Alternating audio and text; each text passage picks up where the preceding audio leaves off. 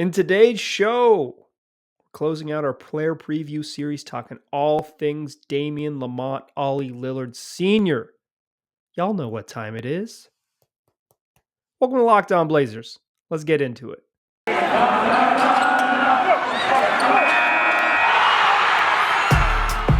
You are Locked On Trailblazers, your daily Portland Trailblazers podcast. Part of the Locked On Podcast Network, your team every day.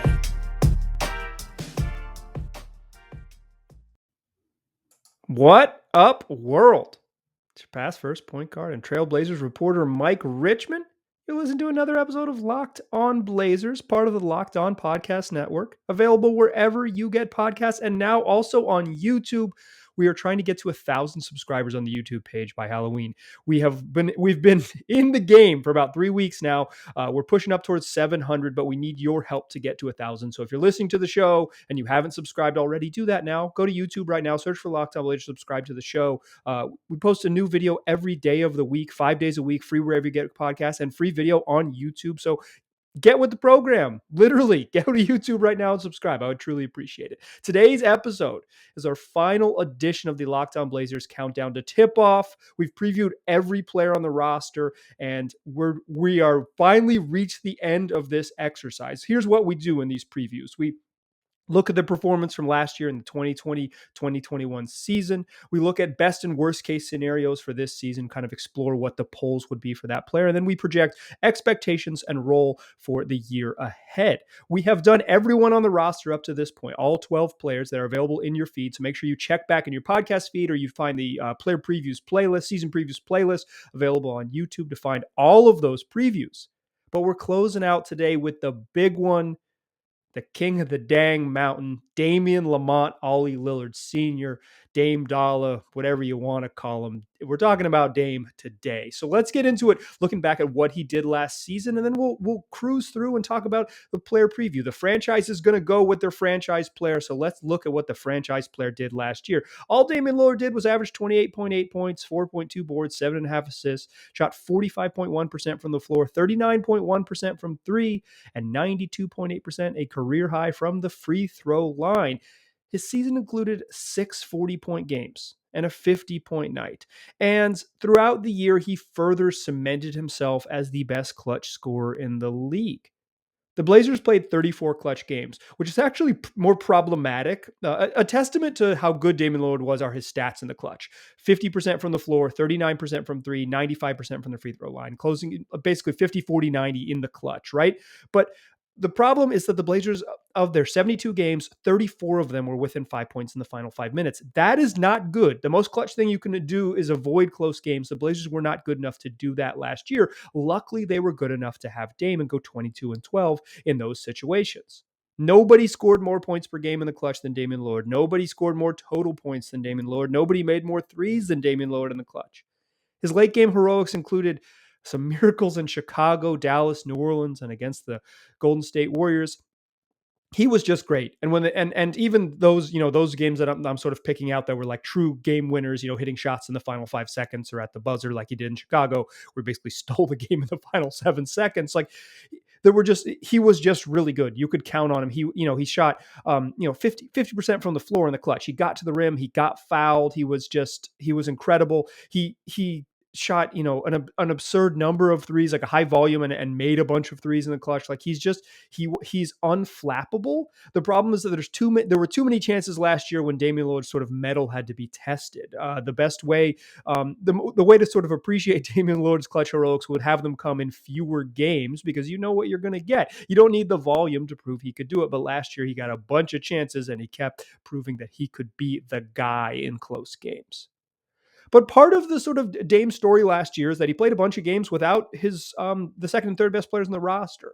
Jusuf Nurkic got injured early in the season, and then a couple games later, CJ McCollum broke his foot and he missed 25 games. So in those games without CJ McCollum and Jusuf Nurkic, I think the sort of general logic was that Damian Lillard would just go nuts, right? That he would average way more points, push up towards 40 points per game, have some 60-point games and all those things.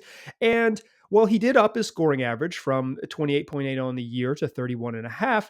He also upped his assist percentage from 7.5 to 8.5. He averaged more assists per game when the two best other players on the team were out, because he just sort of he upped his usage rate too. He just had the ball more. He did more. He just did more. Like he instead of sort of being the ball hog who jacks up shots, he was just more of a control freak, I think is the way like to describe what mode he went into. He knew he needed to have the ball without that secondary creator of CJ McCollum. He knew he needed to be sort of more demonstrative in getting guys into their spots, because if you're going to start a lineup that's Gary Trent Jr. and Enes Kanter, those are good offensive players, but certainly less dynamic than the two gentlemen that they're replacing. And what Dame did was he just took control and kept the Blazers afloat. They didn't win a ton of games. They weren't super impressive in those 25 games that CJ missed before everybody got back and healthy after the All-Star break. But Dame showed why he's so special. 31 and 8.5 is an MVP type of performance, and he was that good, still averaging about a shade over 4 rebounds per game in that stretch. And he didn't slow down in the playoffs either. He kept the Blazers afloat without his running mates, and when his running mates came back, he was really good. Of note, with Norman Powell back in the roster, or on the roster down the stretch, Damian Lillard did see a slight downtick in his scoring, averaged just 26 points per game in the final 15 games of the regular season with Norm in tow, or excuse me, final 27 games of the regular season with Norm in tow. Just a little bit different feel once everybody was back. I wouldn't read too much into that, because I think it's just a different system and we'll see how it works. But certainly when there are more and better offensive players on the court, maybe Dame will take a slight step back in scoring. We're talking a couple fewer shots a game, and we'll see how that plays out in this season. We'll talk about more about that in a moment. But Dame was awesome in the regular season, earned his 6th All-Star bid, but he was just great in the playoffs. He was just great without a lot of help. In 6 games against the Denver Nuggets, Damian Lillard averaged 34.3 points, 10.2 assists, to go with 4.3 rebounds and a steal per game. He shot 44.9% from 3, making 5.8 threes per game in the playoffs. He was nuts. And the one you remember is 55 points and 10 assists in a Game 5 loss in double overtime, when he was just fantastic, scoring 12 points in the final couple minutes of the fourth quarter to send the game to overtime. He was just phenomenal in the first overtime, and didn't get enough help in the second overtime. Like he carried the Blazers after the 5-minute mark of the fourth quarter in a game that they should have lost several times, and he wouldn't let them. And then Robert Covington missed a dunk and CJ McCollum stepped out of bounds, and you know how it goes. 55 and 10, about as good a performance an individual performance as you will ever see anyone play on offense. Like, this was phenomenal. But don't get it twisted. Dame had 34 points and 13 assists in game 1, 42 points and 10 assists in game 2, and 37 points and 5 assists in game 3. He kicked ass in the whole playoffs. He was bad in game 4. 1 of 10, they scored 10 points, but Yusuf Nurkic and Norman Powell went off, and it kind of gets swept under the rug a little bit. But 34 and 10 in a playoff series, Dame needed more help. And then I think the weight of realizing you needed more help kind of weighed on him into the offseason. The story of Damian Lillard's 2020-2021 season just includes an offseason of thinly veiled and then open frustration with the franchise, including a press conference with Team USA when he uttered the phrase, "I haven't made any firm decision on what my future will be." While denying a trade request, he admitted for the first time that his future with the franchise was openly in question, was in jeopardy for the first time in his career. It might not be the first time Damian Lillard has considered greener pastures, but it's the first time he's publicly done so, or publicly admitted that he would consider a future that didn't include him wearing the black and red and a pinwheel across his chest. I guess all the jerseys don't have pinwheels, but you know what I mean. That is the story of Damian Lillard's offseason. It cooled down. I don't think there was ever, there was some reports from Henry Abbott of True Hoop that Dame was like very close to considering a trade. And I think it was more that he was very close to making a trade request. I think it was probably more accurately Damian Lillard was openly considering what his future would be. He was pretty honest with it. I'll give Dame credit. He was honest with his frustration. I don't think it ever got to the point of moments away from a trade demand, but I do think Damian Lillard considered, as particularly in July, about what a future might look like without the Trailblazers. But now he's back, he's on the roster, and he's 2 feet in, as Neil Olshey said at media day, and I think that's a good way to describe the way Dame is. If he's here, he's all the way in. He's both feet in and pushing forward and going to try to push forward with this slightly upgraded roster and a new coaching staff under Chauncey Billups. Let's talk about in the second segment what the best and worst case scenarios look like for this Damian Lillard with 2 feet in and a commitment heading into year 10 with the Portland Trail Blazers. A decade of excellence. What's it going to look like for Damian Lillard when he's back on the court in just a couple days? That's what we'll talk about in the second segment. But first, let's talk about Prize Picks. It's the best NBA DFS prop game on the market. It offers more props than any other DFS prop operator. And you can get all the superstar players, plus the guys on the end of bench who only play a handful of minutes. Here's how it works. You pick 2 or 5 players, and you're just picking over-under projections, so you can win up to 10 times on each entry. And it's just you versus the projected numbers. That's all you're doing. You're picking the over or the under on projected numbers. You fill out your roster, make your picks, and you can do combos too. You don't have to. It doesn't have to all be NBA. Like you can load up on NBA props if that's what you like, but you can combo it. You can pick the over on Damian Lillard and the under on Derek Carr if you want to be loyal to the soil like Oakland's own. And if you sign up right now at prizepicks.com or on their award-winning app, make sure you use the promo code NBA and you will get a 100% instant match if you make a $100 deposit. So when you deposit $100 using the promo code NBA, it turns into $200 immediately. So don't hesitate. Check out prizepicks.com, use that promo code NBA, or go to your app store and download the app today. That's Prize Picks. Daily fantasy made easy. Today's show is also brought to you by DirecTV Stream. Listen, you know how this goes. You've got a million devices and a wild setup to watch all your different shows, all your different services. So you've got one device that lets you catch the game. You've got another that lets you stream your favorite shows. You're watching sports highlights on your mobile device. You've got your neighbors, best friends, grannies, aunties log in for the good stuff. Well, listen, how about a simple way to get all the entertainment you love without all the hassle? What about a way to get your TV together? It's called DirecTV Stream. It brings you live TV on-demand favorites together like you've never seen before, so you can watch your favorite sports, movies, and shows all in one place. That means no more juggling the remotes, no need to buy another device ever again. And the best part is there's no annual contract, so get rid of the clutter and the confusion and get your TV together with DirecTV Stream. You can learn more at directtv.com. That's directtv.com. Compatible device required. Content varies by package. All right. So we're still talking Damian Lillard. We went through his 2021 season and somewhat tumultuous offseason, but he's back, he's in the building, and he's ready to roll. We didn't see Dame a bunch in preseason. He rested a couple games and played the first half of 2 others. But he's pretty good. I'm not super worried about him getting exhibition minutes. I mean, maybe the Blazers offseason or preseason as a whole was a little bit underwhelming, but Damian Lillard is not a cause for concern, which brings us to our best case and worst case scenarios. These are within reason and without injury. We're talking about best case scenario that is reasonable for the player we're discussing, and a worst case scenario that doesn't involve injuries or anybody's bodies breaking down. We want to talk worst case scenario on the court. And Damian Lillard is so damn good that the difference between his best case and worst case scenario is very slim basketball-wise. The best case scenario is that Damian Lillard is the most valuable player in the National Basketball Association. The best case scenario is at the end of the year, Damian Lillard gets the hardware because he is considered the best player in the league. He leapfrogs Steph Curry for the best point guard at his position. He holds off the hard-charging Luka Doncic, and he wins the award because the Blazers are really good, and Dame maintains his level, averaging something like 30 points and 9 assists, 30 points and 10 assists, pushing up to that level, and still at his 45, 40, 90 clips from the floor. The best case scenario for Damian Lillard looks a lot like he's looked the last 2 seasons, where he has been one of the best 10 players in the league, but just a slight bit better. And the best case scenario means that his teammates come along for the ride. You can't win MVP without being a good basketball team. And the best case scenario for Damian Lillard is that the minor upgrades that the Blazers made this offseason that weren't maybe the major overhaul that he was asking for, the real help to chase a championship that he was asking for, but they're enough of an upgrade to push him over the top. The best case scenario is that Damian Lillard becomes the second MVP in Trailblazers history and solidifies himself as the greatest Trailblazer of all time. Now, maybe you're debating with that last part, but you can't debate with the first part.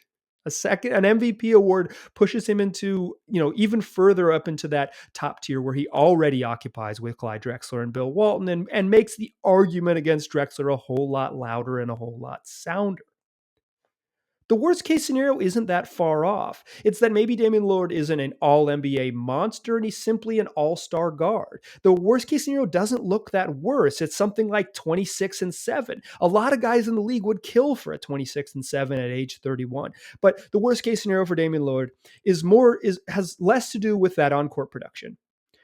Say he dips from 28-8 to 26-7, like I'm saying here, and that feels like the worst case scenario. But the worst case scenario is that the roster upgrades don't matter as much, and that the Blazers made marginal improvements to the roster, so they see marginal success on the court, marginally better success on the court. That instead of a first round playoff exit, they go into maybe a second round playoff exit, or maybe they get into a more competitive series and lose in 7 games. And the worst case scenario is that this is Damian Lillard's last season in Portland. And the worst case scenario is that the noise that happened in July of last year just resurfaces only louder a year later, and less patience than Damian Lillard displayed this summer, or less willing to kind of see it out.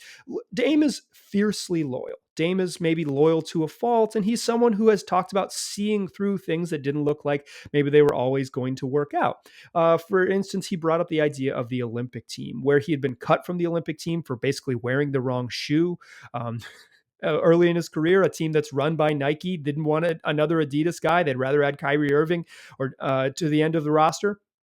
And he talked about sort of sticking with that and seeing it out until he won a gold medal this summer with that same Olympic team, which it seems like he was kind of done with a few years ago. He also likened it to being in a long-term relationship with his now wife, who they've dated since college. And maybe there was times that the relationship was a little bit rocky and it didn't look like they'd end up at the space they are now. But instead, he had at the end of the summer a big old celebrity wedding in Santa Barbara, tying the knot with his long-term partner. He compared sort of those two situations with the situation with the Blazers. I'm not saying that if things don't go right this summer, that Dame is definitely gone, or this year that Dame is definitely gone next summer. That is not what I'm trying to imply with the worst case scenario. But it is a real part about this, his upcoming season. It's a reality facing the team this season, is that some of the implications of how they perform on the court will be either extrapolated by the media and people outside the organization to consider what Dame's future is, or they will impact Dame personally, impact Damian Lillard as he is, and make him make a decision about his future. Is that there's a chance that Damian Lillard is an all NBA performer, one of the 10 best players in the league, something like the first or second best player at his position, maybe even a first team all NBA type performer this year. That's a worst case scenario for Damian Lillard, and that the Blazers lose in the first round of the playoffs, or unceremoniously in the second round of the playoffs, and he decides that he wants to chase a head to another spot where he feels that he can get closer to a championship after a decade here of being darn solid with the Blazers, but never quite in that inner circle of contenders. The worst case scenario is that we're seeing the final 80 games of Damian Lillard's Portland Trail Blazers career. It's not that he won't be good. It's not that he won't be excellent. It's that he'll be unsatisfied, the way anyone who stays at a long-term job and enters their early 30s starts to contemplate their future, their legacy, and what they want their life to be like as they get older. Aging sucks. And Damian Lillard, while he is fantastic and figures to have several more years of being one of the better to very, very, very good players in the league, one of elite company for a while because of his strength and his shooting, it seems to reason that he could age gracefully. He's aging nonetheless, and you hear the clock ticking. It's no longer quiet. It gets louder every year. That's normal in anyone's line of work, and even more normal in a league where you are so often defined by your team accomplishments, individuals defined by what their team does. And Damian Lillard may find out at the end of this season, in the worst case scenario world, that he wants to have his legacy in his hands and go somewhere else where he feels like he can have more control, because he's done the dance a few times with the Portland Trail Blazers. That's the best case and worst case scenario for Damian Lillard. Let's talk expectations and role. I think we kind of know the role. He's probably going to start at point guard, but let's talk expectations for this season for Dame to close out the show. But before we get there, let's talk a little bit about Built Bar. It's the best tasting protein bar in the market. That's what it is. That's what they're doing. They're making delicious protein bars, something for everybody. If you go to built.com right now, if whatever your palate is, you will find a protein bar that fits it. You'll find a flavor of Built Bar that fits it. They're all got great soft and chewy texture. They're covered in 100% chocolate. And if you're like me, you're reaching for cookies and cream or peanut butter brownie, but you might be looking for something new like cherry lime or churro puff, strawberry puff, or a couple of new Halloween flavors they've released for these next couple weeks. So whatever it is, you'll find it at built.com. But not only are they delicious, the best tasting protein bar on the market, they're also good for you, tasty and healthy. 17 to 18 grams of protein, calories from 130 to 180, 4 to 5 grams of sugar, and no more than 5 grams of net carbs. Sounds pretty good. So why don't you go get yourself some? Go to built.com, use the promo code LOCKED15. You'll get 15% off. When you use the promo code, that's built.com, promo code is LOCKED15. You'll get 15% off. Still a pass first point guard. Still Mike Richmond. You're still listening to Locked On Blazers. We talked about Damian Lillard's best and worst case scenarios. We talked about his 2020-21 season, a look back, a year where he was darn excellent and then darn frustrated. Let's talk about his role and expectations for this year. More than, it's so narrow for what my expectations are for Dame. He's either going to average 30 and 10, or if things go wrong, he's going to average 28 and 7. Maybe 26 and 7, right? Like he's either going to be, fifth in the league in scoring or 19th. But he's going to be up there, and he's going to be probably at worst the second best point guard in the league, unless Trae Young goes nuts or something like that, or depending on what position you think Luka Doncic plays. He's going to be really good, and that expectations, we don't really need to get deeper into that. And role, we know what it's going to be. He's going to be a dude who plays, I think they're going to try to push him down to in the 34-minute range, 34, 35, not 36, 37. A couple years ago in the bubble, he led the league in minutes.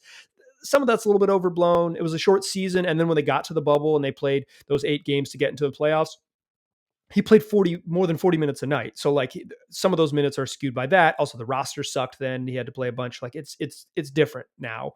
And so I don't think he'll approach that 37-minute a night mark, and he doesn't want to. But I also don't think he's going to play 30 minutes. I don't think the Blazers can be a good team reducing Dame's minutes. That's not a trick. So it's that's a reasonable idea, but it's you got to play your best players to win in the league. That's how it works. Ideally, you would play Dame 32 minutes a night, and you wouldn't have 34 games that were within 5 points in the final 5 minutes. You'd beat the crap out of some bad teams, and you'd win some games handily, so he doesn't have to play so much. That's the way you reduce his minutes, is be good. You don't bake it into the system that he only plays 30 minutes a night, and hopefully you can steal minutes with your bench. That's an ideal situation, but not a realistic one. So I think his role as starting point guard, 34 minutes a night, 29 and 8. That's it. But the larger picture with Dame is he's the franchise. And so what it all means for the franchise is more of expectations. I think through the preseason, the Blazers have looked pretty uninspiring. The offense hasn't looked sharp, although I got to be honest, I'm not really worried about the offense. I may be worried about them kind of falling back on some of their habits from the past few seasons when they're a low pass team, low assist team, and when things get dicey, they just rely on isolation from their 2 best players. That is a real concern, but also they're really good as an isolation team. That is a concern that would be they're falling back on old bad habits. We'll be concerned about that in the playoffs, as opposed to being concerned about it in January and February. It'll be notable, but it won't be a red flag, because I think they can rely on their bad habits and still be something like the 5th best offense in the league. I'm not worried about the offense, even though it's the sets are changing, the style is changing, and they're trying to be more egalitarian and share the ball more and all these things. We'll see how that plays out. But regardless if they lean that way or lean the other way, I'm not worried about the offense.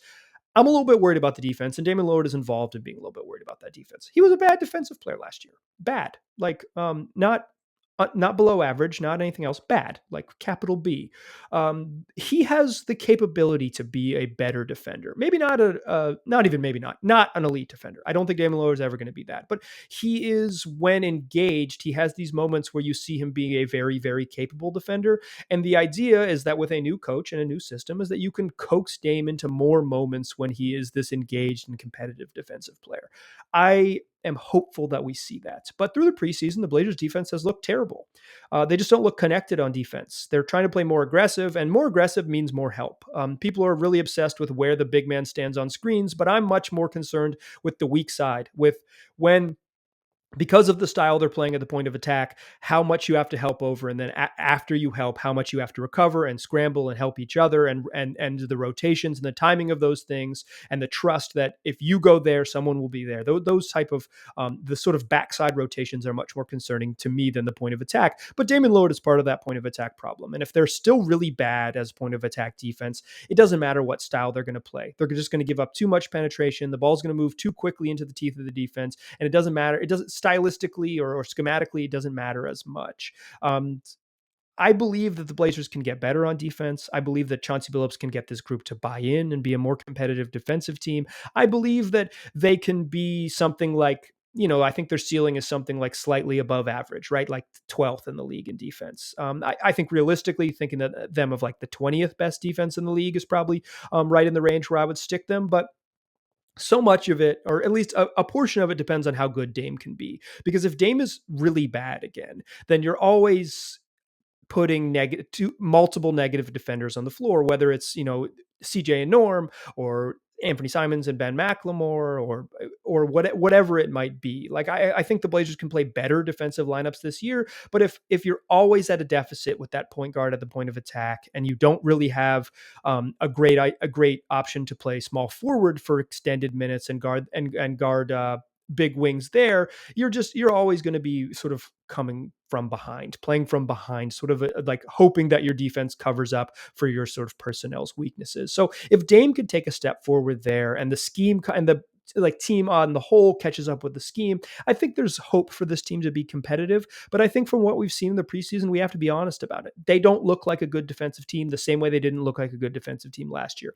Now, the nuts and bolts, how they look like a bad defensive team, have changed. Instead of playing a bad, more conservative scheme, they're a bad, more aggressive scheme. But as Dwayne Casey once told me, and I realize this is a euphemism that's predates him, but I first heard it from Dwayne Casey, is there's X's and O's and there's Jimmys and Joes. And right now, neither are good. The Jimmys and Joes are not doing the X's and O's at a certain point that matters. But I think in the grand scheme, Jimmys and Joes matters. And the biggest Jimmy and the biggest Joe is Damian Lillard. And if he stinks on defense, the Blazers can only be so good. So my expectation is that I believe Chauncey Billups can command this team to listen and buy into the plan more than the previous coaching staff could, because he's a former player, because he's had a great deal of success in the league, and because he's a black man. Like, I think all of those things are just undeniable factors. Also, he's a little bit younger. I think there's something like a peer. Chauncey Billups was in the league when Damian Lillard was drafted. He played 2 seasons in the league, I believe, after Dame was drafted. So it's, this is I have reason to believe that this works out with Billups, but part of it working out with Billups is Dame takes an individual step. There isn't necessarily scheme stuff or all these things that are going to hide Dame's shortcomings. If he's bad, it doesn't really matter what it is. If Dame takes that step forward, this team can take a step forward. And I think that's really my role. That's really my expectation for Dame's role this year, is that he has to be the guy to buy into the scheme, set the tone, and then everyone else will follow. The offense, who cares? I'm not worried about. They're going to be awesome. I think they're going to be very, very good on offense. It's the other side of the ball. If they want to be a team that is taken seriously when the postseason comes, I think it's a playoff team pretty much regardless. I think it's, like something like the bottom half of the very, very tough West is where they're going to end up. But when you get there, when you get to the tournament in the postseason, the Blazers, their sort of fate will be decided by how serious of a defensive team we think they are and how serious a defensive team they can be. We know how good they can be on offense, the same way we know how good Dame can be every single night. It's about sharpening up your shortcomings, and that Dame's shortcomings in many ways mirror this team's shortcomings. That's going to do it for our Damian Lillard player preview. If you have not listened to the other player previews, they're waiting in your feed. If you're a podcast listener, they're waiting in your podcast feed. Just look for, they're all labeled season preview, and you can go find them. If you are a YouTube listener, hi, nice to see you. But there's a playlist, all season previews. I'll link it at the end of this video, and I'll link it in the description of this video so you can find it. You can watch them all, get ready for the season. The season starts in a couple days. Starts Wednesday. This is Monday's show, October 18th. It starts Wednesday. The season starts Wednesday, October 20th. So it is here. It's here. So that's why I want to use the Damian Lillard preview as sort of a season preview as well. I'm excited. We're going to have a mailbag for you on Tuesday's show, and then Wednesday morning show will be a preview of the Blazers game against the Sacramento Kings. Matt George of Locked On Kings is going to join me. We're going to talk a little bit about Sacramento's matchup and the Western Conference at large. Should be a ton of fun. We'll have more shows later in the week. Locked On Blazers comes at you 5 days a week, free wherever you get podcasts and also on YouTube. So subscribe on YouTube, subscribe in your favorite podcatcher of choice, and then tell your friends to do the same. Tell them they can just search Locked On Blazers, and we will be right there waiting for them wherever they want to get their podcasts. Appreciate listening. Talk to you soon.